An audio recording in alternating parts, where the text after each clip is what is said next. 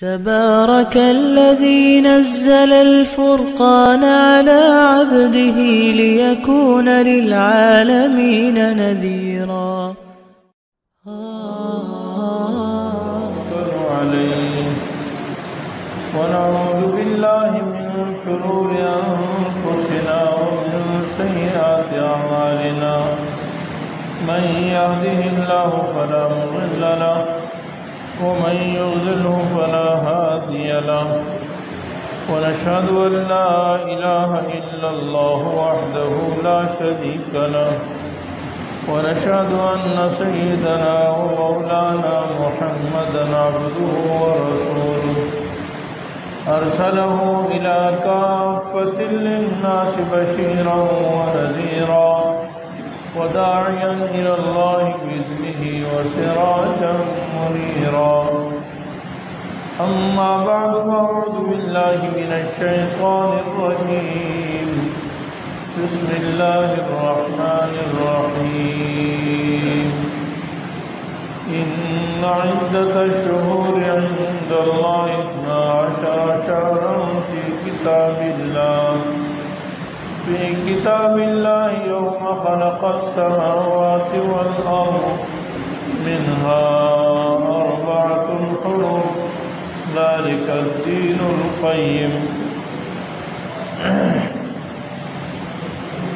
صدق الله العلي العظيم وصدق رسوله النبي الحبيب الكريم ونحن على ذلك لمن الشاهدين والشاكرين والحمد لله رب العالمين. درود شریف اللهم صل على محمد وعلى آل محمد كما صليت على إبراهيم وعلى آل إبراهيم إنك حميد مجيد. اللهم بارك على محمد وعلى آل محمد كما باركت على إبراهيم وعلى آل إبراهيم إنك حميد مجيد. رب اشرح لي صدري ويسر لي أمري واحلل عقدة من لساني يفقهوا قولي. رب زدني علما. اللہ جل جلالہ ساری کائنات کے خالق مالک ہیں. ساری تعریفیں اسی کے لیے سزاوار ہیں. ہر عیب سے کمزوری سے اللہ جل جلالہ پاک.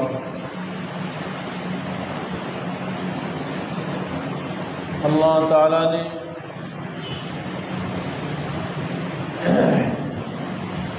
انسانوں کو اور جنات کو اس لیے پیدا کیا ہے کہ اس کی عبادت کی بندگی کریں. بندگی کے لیے اللہ تعالیٰ نے ہمیں زندگی عطا فرمائی اور یہ زمانہ عطا فرمایا ہے. مختلف زمانوں کی اللہ تعالیٰ نے مختلف فضائل بیان فرمائے ہیں. ان میں سے جو محرم کا مہینہ ہے جس کی آج 6 تاریخ ہے، یہ بھی بڑا محترم مقدس معزز مہینہ ہے. اس سے متعلق چند باتیں جو درست ہیں وہ انشاءاللہ بیان کریں گے. کچھ غلط باتوں کی نشاندہی. اللہ تعالی ہمیں شریعت مطہرہ پر عمل کرنے کی توفیق عطا فرمائے. جو ساتھی پیچھے ہیں نا ان سے گزارش آگے آ جائیں. یہ پیچھے ساتھی ہیں. ہر جمعے میں عرض کرتا ہوں کہ سنت طریقہ صف پور کرنے کا یہ کہ پہلے صف پوری کریے. ادھر ساتھی آ جائیں بھائی، آگے آ جائیں. آپ حضرات جمعہ پڑھنے کے لیے آئے نا، آگے آ جائیں. وہ پیچھے ساتھی جو ٹیک لگائے ہوئے، سنت رسول اللہ صلی اللہ علیہ وسلم نے بلا عذر جمعے کو خاص طور پر ٹیک لگانے سے منع فرمایا ہے، کیونکہ خطبہ ہوتا ہے، بیان ہوتا ہے، نیند آنے کا خطرہ ہوتا ہے. کئی لوگوں کو میرے جمعے میں دیکھتا ہوں، یہاں سامنے ہے نا، میں سب کو دیکھ رہا ہوں، کئی لوگ پورا ٹیک لگا کے سو رہے ہوتے ہیں، پھر اٹھ کے نماز بھی پڑھ لیتے ہیں۔ ہمارے فقہ حنفی میں تو ٹیک لگا کے سونے والے کے وضو ٹوٹ جاتا ہے۔ آپ اندازہ لگائیں کہ ہماری غفلت و لاپرواہی، اچھی طرح ٹیک لگا رہے ہیں، اونگ رہے ہیں، نیچے گر رہے ہیں، پھر اٹھ کے نماز پڑھ لیتے ہیں، جمعے میں پڑھ لیتے ہیں۔ ایک جمعے میں تو میں نے باقاعدہ ایک ساتھی کو، یہاں بیٹھے تھے، میں نے یہاں میرے خیال میں یہ ساتھی تھے، ان کو میں نے کہا کہ ان کو کہہ دیں وضو کر لیں، ان کے نماز وضو ٹوٹ چکا ہے، کہ وہ نہیں گئے، کہہ کے بھی آئے اور نہیں گئے۔ لے بھائی سنت کا اہتمام کریں آپ حضرات، جب پہلے تشریف لاتے ہیں پہلے اگلی صفوں میں بیٹھیں۔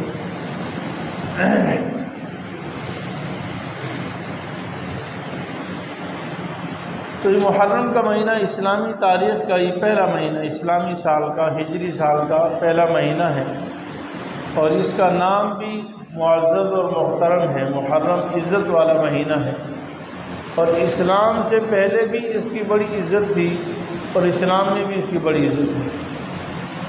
محرم کے مہینے میں بہت سارے واقعات پیش آئے ہیں۔ حضرت سیدنا آدم علیہ السلام کی توبہ وہ محرم کے مہینے میں قبول ہوئی۔ حضرت سیدنا موسیٰ علیہ السلام کو فرعون کے مظالم سے نجات محرم کے مہینے میں ہوئی۔ فرعون محرم کے مہینے میں غرق ہوا، وغیرہ اس طرح بہت سارے واقعات ہیں۔ اور حدیث میں آتا ہے کہ قیامت بھی محرم کے مہینے میں قائم ہوگی، 10 محرم کو قیامت قائم ہوگی۔ تو محرم کی عظمت و فضیلت اسلام میں پہلے سے ہے، اور یہ بڑا برکت والا مہینہ ہے، عزت والا مہینہ ہے، عظمت والا مہینہ ہے۔ اسلام آنے سے پہلے پچھلی مذاہب میں بھی اس کی بڑی وقت تھی۔ اللہ تعالیٰ فرما رہے ہیں، یہ جو آیت میں نے تلاوت کی قرآن کریم کی، کہ مہینوں کی گنتی اللہ کے ہاں 12 ہیں، اور یہ اس وقت سے اللہ نے 12 مہینے بنائے ہیں جب سے اللہ نے آسمان و زمین کو پیدا فرمایا ہے۔ اور پھر فرمایا کہ ان مہینوں میں سے 4 مہینے بڑی حرمت والے ہیں، عزت والے ہیں، عظمت والے ہیں۔ اور وہ 4 مہینے کون سے ہیں؟ ایک رجب کا مہینہ ہے، اور باقی 3 مہینے آگے پیچھے ہیں، ذی قعدہ، ذی الحجہ اور محرم۔ ذی قعدہ اور ذی الحجہ یہ مہینے سال کے آخری مہینے، محرم سال کا پہلا مہینہ ہے۔ تو یہ 3 مہینے عظمت والے ہیں، اور چوتھا مہینہ رجب کا درمیان سال میں آتا ہے۔ تو یہ سب عزت والے مہینے اللہ تعالیٰ فرمایا منھا اربعۃ حرم، اور فرمایا ذالک الدین القیم، یہ مضبوط دین ہے، یہ بالکل صحیح دین ہے، درست دین شریعت بتا رہی یہی ہے۔ اس سے معلوم ہوا کہ محرم کے مہینے کی عظمت و فضیلت اسلام میں پہلے سے ہے۔ لوگ یہ سمجھتے ہیں کہ شاید شہادت حسین رضی اللہ تعالیٰ عنہ کی وجہ سے محرم کے مہینے کو فضیلت ملی ہے، بلکہ علماء تو یہ فرماتے ہیں کہ شہادت حسین کو فضیلت محرم کی وجہ سے ملی ہے۔ سیدنا حسین رضی اللہ عنہ کو کی جو شہادت ہوئی ہے، اس کی فضیلت میں سے ایک فضیلت یہ ہے کہ سیدنا حسین کو شہادت محرم کے مہینے میں ہوئی۔ جیسے کسی آدمی کی موت جمعے کے دن ہو جائے تو اس کی فضیلت ہوتی ہے کہ جمعے کے دن اس کی موت آ گئی، ایسی محرم میں فضیلت حضرت سیدنا حسین رضی اللہ عنہ کی شہادت ہوئی۔ اس اعتبار سے بھی سیدنا حسین رضی اللہ عنہ کی شہادت عظیم شہادت ہے۔ جب یہ حرمت والا مہینہ ہے تو اس میں بہت سارے ایسے کام جو شریعت مطہرہ سے ثابت نہیں ہے، ان سے بچنا چاہیے، اور اس مہینے کے بارے میں بہت سارے ایسی خرافات جو لوگوں نے پھیلا رکھی ہیں، ان سے بھی بچنا چاہیے۔ دیکھیے میرے عزیز بھائیوں، دنیا میں بہت سارے فرقے ہیں، اور نبی کریم صلی اللہ علیہ وسلم نے اس کی خبر دی کہ پچھلی امتوں میں 72 فرقے تھے، میری امت میں 73 فرقے ہوں۔ آپ صلی اللہ علیہ وسلم بتایا اس کا مطلب یہ کہ فرقے تو ہوں گے نا بھائی، یہ تو ختم نہیں ہو سکتے، اور ایک ان میں سے نجات پائے گا۔ اور وہ بھی بتایا کہ وہ جو نجات پانے والا ہے اس کا صحابہ نے پوچھا کہ نجات کون پائے گا؟ فرمایا کہ ما انا علیہ وصحبی، جو میری طرز زندگی اور میرے صحابہ کی طرز زندگی اپنائے۔ علماء بھی عجیب بات فرماتے ہیں کہ حضور صلی اللہ علیہ وسلم نے یہ نہیں بتایا کہ جو قرآن و حدیث پر عمل کرے، یعنی سیدھی بات نہیں ہے جو قرآن پر عمل کرے وہ نجات پائے گا، جو حدیث پر عمل کرے وہ نجات پائے گا۔ کیوں؟ اس لیے کہ قرآن اور حدیث کا لفظ اگر کہہ دیا جاتا نا تو کون سا فرقہ ہے جو یہ کہتا کہ میں قرآن پر عمل نہیں کر رہا؟ کون سا فرقہ ہے جو کہتا میں حدیث پر عمل نہیں کر رہا؟ ہر فرقہ تو یہی کہہ رہا ہے میں قرآن و حدیث پر میں عمل کر رہا ہوں۔ تو سارے فرقے تو کہہ رہے ہیں قرآن و حدیث پر عمل کر رہے ہیں۔ اس لیے حضور صلی اللہ علیہ وسلم نے فرمایا نہیں، جو طرز زندگی میری ہے نا اس کو دیکھ لو، میں نے کیا کیا ہے اور میرے صحابہ کا جو طریقہ تھا، میرے صحابہ نے کیسی زندگی گزاری، ان کی زندگی کا مطالعہ کر لو، اس پر چلنے والا کامیاب ہے۔ انہوں نے جس چیز کو شریعت کہا وہ شریعت ہے، انہوں نے جس چیز کو دین کہا وہ دین ہے۔ جس طریقے سے انہوں نے غمی منائی اس طرح غم منا لو، جس طرح انہوں نے خوشی منائی اس طرح خوشی کر لو، جس طریقے سے انہوں نے دن اور رات گزارے ایسے تم بھی گزار لو، جس طرح ان کی صبح و شام ہوتی تھی وہ طریقہ تم بھی اپنا لو تو تم بھی کامیاب ہو، وہی نجات پائے گا۔ ما انا علیہ و اصحابی، جو میرے طریقے پر اور جو میرے صحابہ کے طریقے پر زندگی گزارے گا وہ کامیاب ہے اور وہ نجات پانے والا ہے۔ تو جب فرقے 73 ہوں گے اور ایک نجات پانے والا 72 جو ہے وہ نجات نہیں پائیں گے، تو دنیا میں فرقے تو ہیں نا، اور ہمارا جو تعلق ہے اہل سنت والجماعت سے ہے، ہم اپنے آپ کو اہل سنت والجماعت کہتے ہیں، یعنی ہم امام ابو حنیفہ، امام شافعی، امام مالک، امام احمد بن حنبل کے ماننے والوں میں سے ہیں۔ یہ چاروں فرقے نہیں ہیں، یہ تو ایک ہی اہل سنت والجماعت کے ائمہ ہیں، اور ان کے تھوڑے تھوڑے اختلاف ہے، اور وہ اختلاف کوئی حرام حلال کے جائز ناجائز کے اختلاف نہیں، اور یہ فرقے نہیں ہیں، یہ تو فروعی اختلافات ہیں۔ یہ چاروں ائمہ کے مذہب پر چلنے والوں کا نام ہے اہل سنت والجماعت، ان کا تعارف یہ ہے کہ ہمارا تعلق اہل سنت والجماعت سے ہے۔ دنیا میں اہل تشیع بھی ہیں جو شیعہ فرقے سے تعلق ہیں، فقہ جعفری اپنے آپ کو کہتے ہیں وغیرہ۔ اب محرم کے بارے میں بہت ساری باتیں، بہت ساری روایات، من گھڑت باتیں جو ہم نہیں کہتے کہ من گھڑت ہے، چلو ان کی بات، وہ شیعہ فرقوں کا تعلق ہے نا، اگر وہ کرتے تو ان کو ان کے امام بتاتے ہوں گے، ان کے علماء بتاتے ہوں گے، ان کا مذہب ان کو بتاتا ہے، صحیح بتاتا ہے، غلط بتاتا ہے، ہمارا ان سے کوئی سروکار نہیں۔ لیکن میں اور آپ کو تو یہ فیصلہ کرنا ہے نا کہ میرا تعلق کس سے ہے۔ میں اگر سنی ہوں اور میں اہل سنت والجماعت سے میرا تعلق ہے تو مجھے تو وہ کام کرنے چاہیے جو اہل سنت والجماعت کے علماء بتاتے ہیں۔ ہمیں وہ کام کیوں کرنے جو اہل تشیع بتاتے ہیں یا اہل تشیع کرتے ہیں؟ اگر اہل تشیع ماتم کرتے ہیں تو ہمیں اس میں کوئی تعجب نہیں ہے، وہ تو اپنا مذہب سمجھ کر ان کے علماء نے ان کو بتایا اس پہ کرتے ہیں۔ تو میں نے کہا نا فرقے تو ہوں گے دنیا میں، فرقے ختم تو نہیں ہو سکتے، کوئی آدمی فرقوں کو ختم نہیں کر سکتا ہے۔ اگر وہ نوحہ کرتے ہیں تو ان کا مذہب ہے، اگر وہ مرثیے پڑھتے ہیں تو وہ ان کا مذہب ہے، اگر وہ محرم کے مہینے کو منحوس سمجھتے ہیں تو ان کا مذہب ہے، اگر وہ اس مہینے میں خوشی نہیں مناتے تو ان کا مذہب ہے، شادی نہیں کرتے تو ان کا مذہب ہے۔ سوال تو میرا آپ سے ہے نا، آپ تو اپنے آپ کو اہل سنت والجماعت کہتے ہو، آپ تو اپنے آپ کو امام ابو حنیفہ، امام مالک، امام شافعی، امام احمد بن حنبل رحمہ اللہ کے پیچھے چلنے والا کہتے ہو، آپ تو اپنے آپ کو امام بخاری، امام مسلم، امام ترمذی ان کا پیروکار اور متبع سمجھتے ہو، تو پھر تم وہ کام کیوں کرتے ہو جو دوسرے مذہب سے تعلق رکھتے ہیں، دو رنگی چھوڑ دے یک رنگ ہو جا، سراسر موم یا سنگ ہو جا۔ ہم دو رنگی اختیار کرتے ہیں، ہمیں شکوہ اہل تشیع سے نہیں ہے، کسی اور فرقے سے نہیں ہے، وہ اپنے مذہب کے طور پر جو کریں سو کریں، بات مسلمانوں کی ہے۔ ہمارے مسلمان محرم کے مہینے کو منحوس سمجھتے ہیں، مسلمان ہمارے مسلمانوں میں محرم کے مہینوں میں شادی حال بند ہو جاتے ہیں، یعنی شادیاں بند ہو جاتی ہیں۔ یہ تو محرم کا مہینہ ہے، بھائی فلاں تاریخ کو شادی کر لیتے، نہیں وہ تو محرم ہے۔ محرم بھائی محرم میں کیا ہوا؟ بھائی محرم میں ازواج مطہرات کی شادیاں ہوئی ہیں، صحابہ کرام بے شمار صحابہ کرام کی شادیاں محرم میں ہوئی۔ صحابہ کرام کے اندر یہ تصور ہی نہیں تھا کہ محرم کوئی نحوست والا مہینہ ہے۔ نبی کریم صلی اللہ علیہ وسلم نے کوئی اس کو نحوست کا مہینہ نہیں کہا۔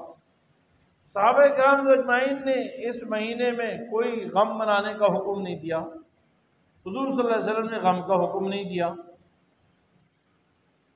حالانکہ سیدنا حسین رضی اللہ عنہ کی شہادت کی بشارت خود رسول اللہ صلی اللہ علیہ وسلم نے دے دی تھی کہ حضرت حسین رضی اللہ عنہ شہید ہوں گے، لیکن آپ نے یہ غم کے حکم نہیں دیا کہ جی حضرت حسین محرم میں شہید ہوں گے، یا وہی کے ذریعے سے آپ کو کیسے پتہ چل گیا اور آپ نے فرمایا فلاں دن آپ غم منائے، تو ایسا نہیں ہے۔ تو میرے معزز بھائیوں، یہ محرم کا مہینہ عظمت و فضیلت والا مہینہ ہے۔ اس میں اسلام سے پہلے بہت سارے ناجائز کام حرام تھے، اس میں گناہوں سے بچنے کا زیادہ اہتمام ہونا چاہیے، اور اس میں عبادت کا ثواب زیادہ ملتا ہے۔ اس میں جو کام کیا جائے وہ بابرکت ہوتا ہے، وہ عظمت والا ہوتا ہے۔ اس میں قرآن پڑھا جائے تو زیادہ ثواب ملتا ہے، نماز پڑھی جائے تو زیادہ ثواب ملتا ہے، اس میں کوئی بھی نیکی کا کام کیا جائے زیادہ ثواب ملتا ہے، اس میں دنیاوی کام کیا جائے برکت والا ہوتا ہے۔ بابرکت مہینہ ہے، عظمت والا مہینہ ہے، شرافت والا مہینہ ہے، ہر کام کا درجہ بڑھ جاتا ہے۔ اور افسوس یہ کہ مسلمان بھی اس کو منحوس سمجھتے ہیں، اور دوسروں کو دیکھا دیکھی بہت سارے کام ہم کرتے ہیں جو اسلام میں ناجائز ہے۔ اس محرم میں عاشورہ محرم کا روزہ مسنون ہے، اور اسلام سے پہلے یہ روزہ رکھا جاتا تھا، اور شروع جب اسلام ہوا، جب رمضان فرض نہیں ہوا تھا، تو اس وقت عاشورہ محرم کے روزہ رکھنے کی تاکید کی جاتی تھی کہ 10 محرم کا روزہ رکھا جائے۔ حدیث میں آتا ہے کہ یہود بھی روزہ رکھتے تھے، کیونکہ پہلے سے روزہ رکھا جاتا ہے۔ تو آپ صلی اللہ علیہ وسلم مدینہ منورہ میں آئے اور یہود کو دیکھا کہ روزہ رکھ رہے ہیں، تو ان سے پوچھا کہ تم کیوں روزہ رکھ رہے ہو؟ تو انہوں نے کہا کہ ہم اس دن حضرت موسیٰ علیہ السلام کو نجات ہوئی تھی فرعون سے، اور فرعون اس دن غرق ہوا تھا، ہم اللہ تعالیٰ کا شکر ادا کرنے کے لیے روزہ رکھ رہے ہیں۔ نبی کریم صلی اللہ علیہ وسلم نے فرمایا کہ ہم زیادہ لائق ہیں کہ ہم اللہ کا شکر ادا کریں، کیونکہ موسیٰ علیہ السلام کے تو ہم زیادہ قریب ہیں، اور ہم مسلمانوں کی جو دین حضور صلی اللہ علیہ وسلم لے کر آئے وہی موسیٰ علیہ السلام کا دین ہے، سارے انبیاء کا ایک ہی دین، ان ھذہ امتکم امۃ واحدہ۔ تو ہم زیادہ لائق ہیں کہ موسیٰ علیہ السلام پر خوشی منائیں، یعنی ان شکر ادا کریں اللہ تعالیٰ کا۔ تو آپ صلی اللہ علیہ وسلم نے بھی محرم کا روزہ رکھا، لیکن آپ صلی اللہ علیہ وسلم یہود و نصارہ یا غیر قوموں کی مشابہت پسند نہیں فرماتے تھے، تو آپ صلی اللہ علیہ وسلم نے حکم دیا کہ میں اس مہینے میں جو ہے اگر آئندہ سال زندہ رہا تو اس کے ساتھ ایک روزہ اور رکھوں گا، یعنی 9 محرم کا روزہ رکھوں گا، اور یا 10-11 محرم کا، 9-10 یا 10-11، تاکہ یہود کی مشابہت نہ ہو جائے۔ اس سے بھی مسلمانوں کو یہ عبرت و نصیحت ملتی ہے کہ رسول اللہ صلی اللہ علیہ وسلم غیروں کی مشابہت سے کس قدر بچتے تھے، یہاں تک کہ خالص اللہ تعالیٰ کی عبادت اور بندگی میں بھی یہود و نصارہ کی مشابہت سے بچنے کی کوشش فرماتے تھے، تاکہ ان کے ساتھ مشابہت نہ ہو جائے۔ آج مسلمان ہیں کہ ہم ہر کام میں، ہر چیز میں غیروں کی مشابہت کرتے رہتے ہیں، اور ہمیں اس کی پرواہ نہیں ہوتی کہ یہ میرے نبی کا طریقہ ہے یا ہمارے صحابہ کا طریقہ ہے یا کسی اور کا طریقہ ہے۔ تو بہرحال اسی مہینے میں سیدنا عمر فاروق رضی اللہ عنہ کی شہادت بھی ہوئی، یکم محرم الحرام کو، اور 10 محرم الحرام کو سیدنا حضرت حسین رضی اللہ عنہ کی شہادت۔ دوسری بات یہ ہے کہ شہادت کا غم یا موت کا غم اپنی جگہ پر ہے، اس میں کوئی شک نہیں ہے، ہر کسی کو ہوتا ہے۔ اور تاریخ اسلام میں جہاں بہت سارے دردناک، کربناک، اندوہناک واقعات ہیں، اور تاریخ اسلام اس طرح کے واقعات سے بھرا پڑا ہے، وہاں پر ان واقعات میں سے خلیفہ ثانی سیدنا امیر المومنین عمر فاروق رضی اللہ عنہ کا واقعہ بھی ہے، اور سیدنا نواسہ رسول سیدنا حضرت امام حسین رضی اللہ عنہ کا بھی واقعہ ہے۔ اس کے دردناک اور غمناک ہونے میں کوئی دو رائے نہیں ہو سکتی، لیکن اسلام میں افسوس اور حسرت تو اپنی جگہ پر ہوتا ہے، لیکن اسلام میں شہادت، ایک تو یہ سمجھنا کہ شہادت ایک عظیم رتبہ ہے، جیسے نبوت کا درجہ ایک بہت بڑا عظیم رتبہ ہے، مقام ہے، تو نبوت کے بعد صدیق کا مقام آتا ہے، اور صدیق کے بعد شہید کا مقام آتا ہے۔ یعنی اسلام میں نبوت کا بڑا عظیم درجہ ہے، جس کو اللہ تعالیٰ نبوت عطا فرماتے ہیں۔ دوسرے نمبر پر اللہ تعالیٰ جس کو صدیق بناتے ہیں، کسی نبی کے ساتھ جو صدیق ہوتا ہے، جو سب سے پہلے ان پر ایمان لانے والا ہوتا ہے، اس کا بڑا مقام، اونچا مقام ہے۔ اولئک مع الذین انعم اللہ علیہم من النبیین والصدیقین، قرآن نے بیان فرمایا۔ اور تیسرا درجہ اسلام میں شہادت کا اونچا مقام ہے۔ اللہ تعالیٰ جس کو شہادت کا مقام عطا فرماتے ہیں، اس کو اونچا مقام عطا فرماتے ہیں، عظمت کا مقام عطا فرماتے ہیں، فضیلت عطا فرماتے ہیں۔ ورنہ اسلام میں جو عظیم لوگ ہیں ان کو شہادت نہ ملتی۔ عمر فاروق رضی اللہ عنہ جیسے عظیم انسان، جن کے لیے خود حضور صلی اللہ علیہ وسلم نے دعا مانگی کہ اللہ اسلام کو عزت عطا فرما، عمر بن خطاب کے ذریعے سے ان کو شہادت مل رہی ہے۔ اور حضور صلی اللہ علیہ وسلم اپنے صحابہ کو زندگی میں بشارتیں سنایا کرتے تھے، جس طرح جنت کی بشارت سناتے تھے، ایسے صحابہ کرام اجمعین کو مختلف موقعوں پر شہادت کی بشارت سناتے تھے۔ ایک دفعہ آپ صلی اللہ علیہ وسلم نے سیدنا ابو بکر صدیق، سیدنا عمر، سیدنا عثمان رضی اللہ عنہ کے ساتھ احد پہاڑ پر تھے۔ تمام حدیث کی کتابوں میں موجود ہیں کہ احد کا پہاڑ جھومنے لگا، ہلنے لگا، تو حضور نے فرمایا کہ احد رک جا، ٹھہر جا، تجھے معلوم نہیں کہ تیرے اوپر ایک نبی، ایک صدیق اور 2 شہید ہیں، ایک نبی، ایک صدیق اور 2 شہید تیرے اوپر کھڑے ہیں، اور تو ہل رہا ہے، ٹھہر جا۔ تو شہادت کا مقام اونچا مقام ہے۔ سیدنا حسین رضی اللہ عنہ کو اس مہینے میں شہادت ملی، اللہ تعالیٰ نے حضرت حسین رضی اللہ عنہ کو عظیم مقام عطا فرمایا، ان کو اعزاز عطا فرمایا۔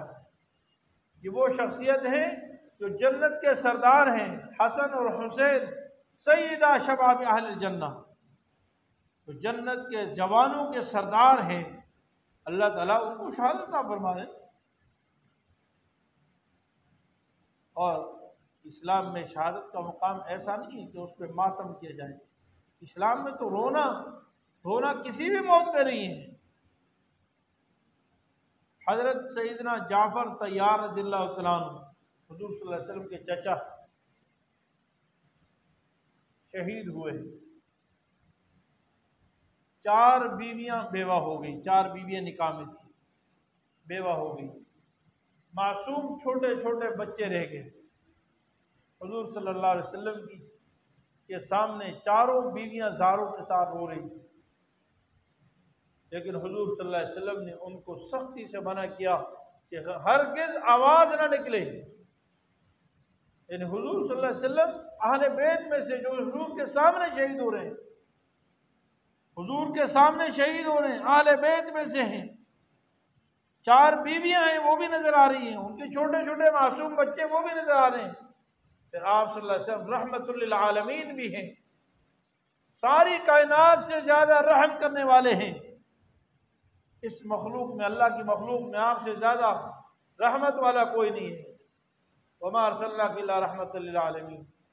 لیکن اس موقع پر بھی رسول اللہ صلی اللہ علیہ وسلم نے اور تو اور ان کی چاروں بیویوں کو رونے کی اجازت نہیں دی، اور حدیث میں آتا ہے جب کچھ بیویوں کی آواز اونچی ہونے لگی، بے اختیار رونے لگی، تو آپ صلی اللہ علیہ وسلم نے فرمایا کہ ان کے منہ میں مٹی ڈال دو۔ یہ اہل بیت کا واقعہ ہے، حضور کے سامنے کا واقعہ ہے۔ میرے عزیز بھائیوں، تو سیدنا حضرت حسین رضی اللہ عنہ کی شہادت بڑی عظیم شہادت ہے، دردناک اور غمناک واقعہ ہے، لیکن اسلام میں نوحہ کرنا حرام ہے، جزا فضا کرنا حرام ہے، ماتم کرنا، گریبان پھاڑنا، چہروں کو مارنا، یہ ہمارے مذہب میں خاص طور پر اہل سنت والجماعت کے نزدیک بالاتفاق حرام ہے، ناجائز ہے۔ اسلام میں غم منانے کا اسلام میں کوئی نہیں ہے، غم ہونا اپنی بات ہے، اور وہ غم کوئی اس خاص تاریخ کو تھوڑا ہوتا ہے، غم تو ہر وقت ہے۔ اور میں نے کہا کہ دیکھیے یہ اسلام کا دردناک واقعہ ہے، افسوسناک واقعہ ہے، وہ اپنی جگہ پر ہے، اس کے افسوسناک دردناک ہونے میں کسی قسم کی شک نہیں ہے۔ یہ نہ سمجھے کہ اسلام میں اس کو نعوذ باللہ کوئی اچھا واقعہ ہوا پسند کیا جا رہا ہے، نعوذ باللہ بھی کوئی مسلمان اس کا تصور نہیں کر سکتا، لیکن اسلام میں ماتم نہیں ہے، اسلام میں نوحہ نہیں ہے، اسلام میں غم منانے کے احکام نہیں ہیں، اسلام میں یہ نہیں حکم، کہیں بھی اسلام میں کسی بھی مذہب میں نہیں ہے کہ جی محرم کے مہینے میں کالے کپڑے پہنے جائیں، شادی نہ کی جائے، کوئی بھی اچھی بات نہ کی جائے، فلاں کام نہ کیا جائے، فلاں کام نہ کیا جائے۔ یہ سب باتیں من گھڑت ہے، اس کا اسلام سے کوئی تعلق نہیں ہے، بلکہ افضل چیز جو ہے وہ 10 محرم کا روزہ رکھنا ہے، جسے میں نے عرض کیا۔ ایک حدیث میں آتا ہے کہ رسول اللہ صلی اللہ علیہ وسلم نے ارشاد فرمایا کہ رمضان کے مہینے کے بعد سب سے افضل روزہ وہ شہر اللہ کے مہینے محرم کے روزے ہیں، تو ہمیں اس کا اہتمام کرنا چاہیے۔ فرض واجب تو نہیں، لیکن سنت ہے، ہمیں 9 محرم اور 10 محرم کا روزہ، اور یہ 9-10 محرم کا روزہ بھی شہادت حسین کی وجہ سے نہیں ہے، یہ رسول اللہ صلی اللہ علیہ وسلم نے اس کا حکم دیا اور پہلے سے رکھا جاتا تھا، اسلام کے احکام میں سے ہے، اور ہمیں اس محرم کے مہینے کی قدر کرنی چاہیے۔ ہر شخص زیادہ سے زیادہ عبادت کرے، زیادہ سے زیادہ تلاوت کرے، زیادہ سے زیادہ تسبیحات پڑھے، سبحان اللہ، الحمدللہ، لا الہ الا اللہ، واللہ اکبر۔ یہ عزت والا مہینہ ہے، فضیلت والا مہینہ ہے، اور ہر شخص گناہوں سے بچنے کا اہتمام کرے، جھوٹ بولنے سے بچے، گناہ سے بچے، چوری سے بچے، دھوکہ دینے سے بچے، سود کھانے سے بچے، گالیاں دینے سے بچے، دوسرے کی عزت اچھالنے سے بچے، اور یعنی شریعت کے مطابق عمل کرنے کی کوشش کرے۔ جو بات دین میں آئی ہے نا، اس پر عمل کرنے کا نام دین ہے، اپنی من مانی اور اپنی من پسند اور اپنی طبیعت پر چلنے کا نام دین نہیں ہے۔ شریعت جو ہے وہ اسلام کی تابعداری کا نام ہے۔ جیسے ابھی دیکھیں قریب میں حج کا مہینہ گزرا، آپ نے موبائلوں پر اور مختلف ویڈیوز کے ذریعے سے حاجیوں کو دیکھا، جو حج پر گئے انہوں نے خود دیکھا، وہاں جا کر مشاہدہ کیا کہ کپڑے، عام کپڑے اتار لیے جاتے ہیں، چادریں پہن لی جاتی ہیں، کبھی مکہ میں اور یعنی بیت اللہ کے پاس ارد گرد گھوم رہے ہیں، تو کبھی صفا مروہ کی سعی ہو رہی ہے، دوڑ رہے ہیں وہاں، عبادت ایک انوکھا انداز، کبھی عرفات کے میدان میں پورا سال عرفات کے میدان میں جانا کوئی ثواب نہیں ہے، ایک نیکی نہیں ہے عرفات کے میدان میں جانے کی، الگ سے کوئی نیکی نہیں، پورا سال خالی پڑا رہتا ہے پورا سال۔ لیکن حج کے لیے لاکھوں روپے کروڑوں روپے سب مسلمان لگا کر جب مکہ پہنچتے تو حج کے لیے 9 ذی الحجہ کا حج عرفات کے میدان میں ادا ہوتا ہے۔ نبی کریم نے فرمایا الحج والعرفہ، حج نام ہی عرفات کے میدان کا ہے۔ اور پھر کبھی مزدلفہ میں رات گزار رہے ہیں، کبھی مینا میں آ رہے ہیں، وہاں پتھر مار رہے ہیں، کنکریاں مار رہے ہیں، کبھی جانور ذبح کر رہے ہیں۔ یہ سب چیزیں ہمیں بتاتی ہیں کہ اسلام شریعت کی دین جو ہے شریعت کی بات ماننے کا نام ہے، بس جو شریعت کرے ویسے بغیر چون و چرا کے وہ کرتے جاؤ، وہ دین ہے۔ اور جو میری عقل کہے، جو میری طبیعت کہے، جو میرا مزاج کہے، جو میرا معاشرہ کہے، جیسے لوگ کہیں، یہ دین نہیں ہے۔ دین اللہ اور اس کے رسول کے بتائے ہوئے طریقے کا نام دین ہے۔ اللہ تعالیٰ اپنے فضل و کرم سے ہمیں شریعت مطہرہ پر صحیح طریقے سے عمل کرنے کی توفیق عطا فرمائے، اور یہ محرم کا جو بابرکت مہینہ ہے اس کو پرامن طریقے سے اور صحیح طریقے سے گزارنے کی توفیق عطا فرمائے۔ کہ ہر سال کے شروع میں، یعنی ہمارے ہاں ایک بڑی مصیبت یہ ہے ایشیا میں خاص طور پر، کہ اسلامی سال جیسے شروع ہوتا ہے تو مختلف اعتبارات سے پریشانیاں اور فسادات اور دہشت گردی یہ چیزیں جنم لیتی ہیں، جو اسلام کے نام پر بہت بڑا داغ ہے، دھبا ہے۔ اللہ تعالیٰ اپنے فضل و کرم سے ہم تمام مسلمانوں کی حفاظت فرمائیں اور ہمیں شریعت کے مطابق عمل کی توفیق عطا فرمائیں۔ وآخر دعوانا مفتی صاحب کے YouTube چینل کو سبسکرائب کیجئے اور ان کے تازہ بیانات کے ذریعے اپنے علمی، اصلاحی اور فکری آبیاری کرتے رہیے۔ جزاکم اللہ۔